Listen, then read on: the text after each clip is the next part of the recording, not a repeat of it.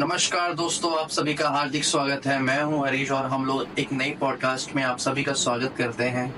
आज हम लोग आ रखे हैं उन डॉक्टर के पास जिसके पास आते ही लोगों के अक्सर गले के, नाक के और कान के दर्द गायब हो जाते हैं। So I want to welcome Dr. Vivek Pathak. Thank you so much sir for giving us time. Thank you Harish ji. तो सर ये ENT फील्ड में हम लोग इतनी सारी प्रॉब्लम्स आ रही हैं। अभी एक बरसात के मौसम चल रहे हैं और लोगों को बहुत सारी मतलब जनरली जुकाम, खांसी ये सब हो रही है। तो क्या इसके लिए हमें ENT डॉक्टर के पास आना चाहिए या इसको थोड़ा सा इग्नोर कर देना चाहिए सर? तो सर्वप्रथम तो आपको ये जानना जरूरी है कि शरीर में हर उनका अपना जो है महत्व है। Every organ is important for the body. ठीक है, अगर हम बात करें सेंस ऑर्गन्स की तो मैं आपको पूछता हूँ, हमारे सेंस जो इंद्रियां को बोलते हैं तो कितनी होती हैं? नाक, कान, टंग, स्किन, आईज, 5। हाँ, तो इनके अपने अपने फंक्शन है या इनके अपने अपने जिसको हम बोलते हैं ना कंप्लीट हेल्थ, जी। WHO डेफिनेशन है बहुत फिजिकल एंड मेंटल वेलबींग है ना। तो अगर हमारी क्वालिटी ऑफ लाइफ इस पर डिपेंड करती है कि हम जो अपने सेंसेस हैं या अपनी जो इंद्रियां हैं उनको हम उनसे उनको कंट्रोल कर पा रहे हैं, उनको एंजॉय कर पा रहे हैं। जी। आंखें हम देख पा रहे हैं, वेदर इट इज एडियट मतलब कुछ हम चश्मा लगा के देख पा रहे हैं या वैसे देख पा रहे हैं, हम देख पा रहे हैं। जी। तो हम पूरा जो सृष्टि है उसको हम देख सकते हैं कि ये चीज ये है। ठीक है, कान हमारे इस तरह सुनने के लिए है। जी। ठीक है, तो अगर जिसके पास कान है उसको पता है कि भाई मतलब हियरिंग की जिसकी कैपेबिलिटी है उसको पता है कि वो सुन सकता है। जी। जिसके पास नहीं है then it is for for that person है, तो वो उसी को मालूम चलता है कि वो जी है ना एक फंक्शन को कंप्लीट नहीं कर पा रहा। सर एक बहुत बेसिक सा किसी ने मेरे से क्वेश्चन पूछा था। जो लोग फ्लाइट में ट्रैवल करते हैं, ओके, जब थोड़ा हाइट ऊपर जाता है तो उनके कान जो है पेन करने लग जाते हैं और समटाइम इतना होता है कि एकदम सुन हो जाता है, कुछ समथिंग लाइक दैट। सर वो क्या होता है? तो ऐसा होता है कि जब भी हम ईयर प्रेशर चेंजेस होता है, क्योंकि कान के प्राय 3 हिस्से होते हैं, external ear, middle ear, inner ear. आप बाहर का कान, बीच का कान, अंदर का कान। जी। तो बीच का कान है उसमें एयर हवा का आना बहुत जरूरी है, क्योंकि साउंड वेव वो ट्रैवल करती है थ्रू जो एयर्स के एयर हवा के अंदर बेटर ट्रैवल कर पाती है एज कम्पेयर टू वाटर, है ना। ओके। तो एक स्टेशन ट्यूब होती है बीच के कान और नाक के पीछे वाले हिस्से में, जिसको हम बोलते हैं नेसोफैरिंक्स। स्टेशन का काम ये होता है कि ये एयर को बीच वाले कान में पहुंचाती है। जब हम किसी हाइट पे जाते हैं तो ये ट्यूब ब्लॉक हो जाती है, या फ्लाइट जब डिसेंड कर रही होती है तो ये ट्यूब ब्लॉक हो जाती है, एयर जो है वो एब्जॉर्ब हो जाती है। चाहे हम स्कूबा डाइविंग में अगर करें वहाँ पर, है ना, तो भी जो होता है एकदम प्रेशर चेंजेस होते हैं वहाँ पर, है ना। इसकी वजह से जो बीच के कान की एयर है वो एब्जॉर्ब हो जाती है ना। ये कान थोड़ा भारी लगते हैं आफ्टर फ्लाइट। अगर हम या हम माउंटेन्स पे जाएं, हम पहाड़ों पे जाएं और नीचे की तरफ आएंगे तो 3-4 दिन तक अपना कान जैसे बंद हो गया मतलब, है ना, क्योंकि एयर जो है एब्जॉर्ब हो जाती है। ओके, तो सर इसका कुछ मतलब ये कोई पर्टिकुलर इसको कोई बीमारी बोल सकते हैं या फिर इसका कोई प्रिकॉशंस है, इससे बचाव के कुछ ऐसा कुछ कर सकते हैं या फिर ये बहुत नॉर्मल है? देखिए, नॉर्मल फिजियोलॉजी है but it can turn into pathology. ठीक है, ये नॉर्मल फिजियोलॉजी है बॉडी की, पर ये पैथोलॉजी बीमारी में डेवलप हो सकती है। ये ध्यान रखना पड़ेगा हमको। तो इसके लिए हमको ये व्यू की बात है कि अगर हमको जुकाम हो रहा है, बहुत लंबे टाइम में जुकाम रहता है या साइनसाइटिस है, उस टाइम अगर हम एयर ट्रेवल कर रहे हैं तो नाक जो या तो नेजल ड्रॉप हम यूज करके जाएं, जो कि डॉक्टर ने जो प्रिस्क्राइब करते हैं, है ना, ताकि स्टेशन जो ओपन रहे हो तो स्टेशन डिस्फंक्शन डेवलप ना हो, मतलब, है ना। ओके। जो लोग स्कूबा डाइविंग करते हैं उनको तो प्राइमरी उनको पूरे इंस्ट्रक्शन दिए जाते हैं, है ना, कि भाई कम से कम ये जो वो ट्रॉमा कम से कम। ओके, सर आपने कभी स्कूबा डाइविंग वगैरह करी है? नहीं, मैंने तो सर आप जब फ्लाइट में ट्रैवल करते हैं तो आपके साथ भी ऐसा कुछ होता है?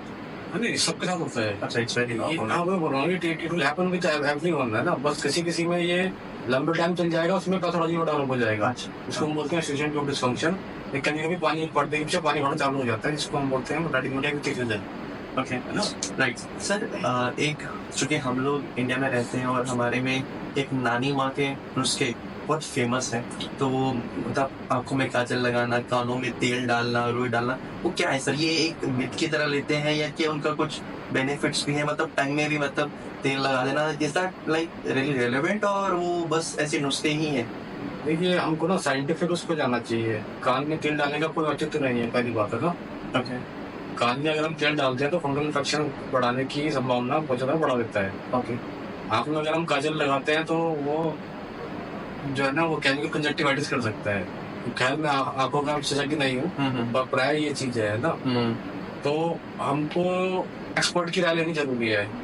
नानी जी एक्सपर्ट नहीं है ना। ऑब्वियसली बात है, वो एक्सपर्ट किसी फील्ड में है, और अगर वहाँ डॉक्टरी करी है तो हाँ, अगर नानी ने डॉक्टरी करी है ना, तो उनकी बात बिल्कुल मान सकते हैं आप। राइट सर, आपके पास ऐसे पेशेंट्स आते हैं जिन्होंने ये नुस्खे अप्लाई कर रखे हैं और फिर उनको प्रॉब्लम आती है? प्राय आते हैं, बहुत कॉमनली आते हैं। कान में या तेल का डालना बहुत कॉमन है, जो कि एक जो प्रैक्टिस है, मतलब तो मैं सबसे पहले ये बताता हूँ क्या करना है क्या नहीं करना है। ओके। कान में कुछ भी इन्फेक्शन, कुछ भी पेन भी होता है पेशेंट को, तो वो सुबह क्या करते हैं, कान में तेल डाल देते हैं। इसका भी कोई इंडिकेशन नहीं है, जबकि वो और उल्टा नुकसान कर सकता है। और ये बात बहुत लोगों को नहीं पता है। और अगर हम बाई चांस हम क्वेश्चन भी पूछते हैं कि भाई कुछ कान में कुछ डाला था, नहीं क्वेश्चन डाला, बस ऑयल डाल दिया था, है ना। क्वेश्चन डाला, बस कान में तेल डाल दिया था, है ना। तो भाई आप तेल डालोगे तो और फिर आगे चल के वो नुकसान भी करता है। बहुत बार हम देखा है कि कान में फंगल इन्फेक्शन हो रखा है, हम पूछते हैं कान में कुछ डाला था, नहीं डाला था, बस ऑयल डाल दिया था। तो ऑयल जो है ना वो फंगल बहुत ज़्यादा हो जाता है। उसको बोलेंगे आइडियल मीडियम होता है वहाँ। ओके। आपने घर में देखा होगा कि अगर आप ऑयल को रख दोगे तो ओवरनाइट, है ना, ह्यूमिड अगर एटमॉस्फेयर रहेगा उसमें फंगस ग्रो बढ़ जाती है। राइट, तो मतलब बेसिकली ये जो नानी के नुस्खे हैं उससे तो बचना ही चाहिए, और कानों में तेल डालना तो एक बहुत ही बेकार आइडिया है।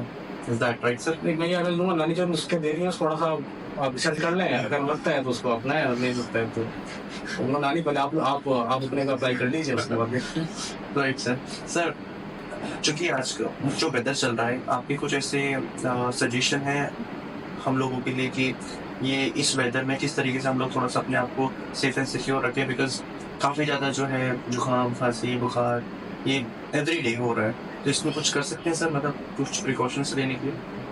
तो सबसे इम्पोर्टेंट, मैं पहले भी आप पता है और भी बताता हूँ मैं, कि सबसे इम्पोर्टेंट जो है ना मास्क है। अगर हम ऐसी जगह पे जहाँ बहुत ज़्यादा धूल मिट्टी हो रही है, बहुत ज़्यादा पॉल्यूशन है या पॉल्यूशन है, तो वहाँ पे थोड़ा सा मास्क का यूज़ करें, क्योंकि मास्क जो है ना फिल्टर करता है। नाक का अगर जो प्राइमरी फंक्शन बॉडी में क्या है, तो आप क्या समझते हैं?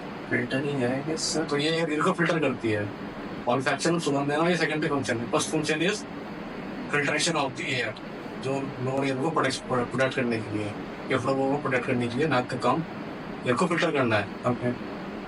तो कुछ पार्टिकल तो फिल्टर नहीं हो पाते, नाक के ना एयर के थ्रू चले जाते हैं, सीधा वो जाके इन्फ्लेमेशन चालू कर देते हैं, है ना, या इम्बैब उसमें म्यूकोसा में जाके इम्बैब हो जाते हैं ना, वहाँ पे इन्फ्लेमेशन चालू कर देते हैं, उसको हम बोलते हैं एलर्जिक एनाइटिस, है ना, उसके सिम्टम्स डेवलप करते हैं।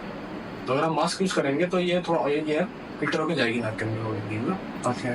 तो बहुत हद तक इसमें सिम्टम्स में या लक्षणों में एलर्जिक एनाइटिस के हम कमी कर सकते हैं सिर्फ प्रोटीन का मास्क लगा के। जी।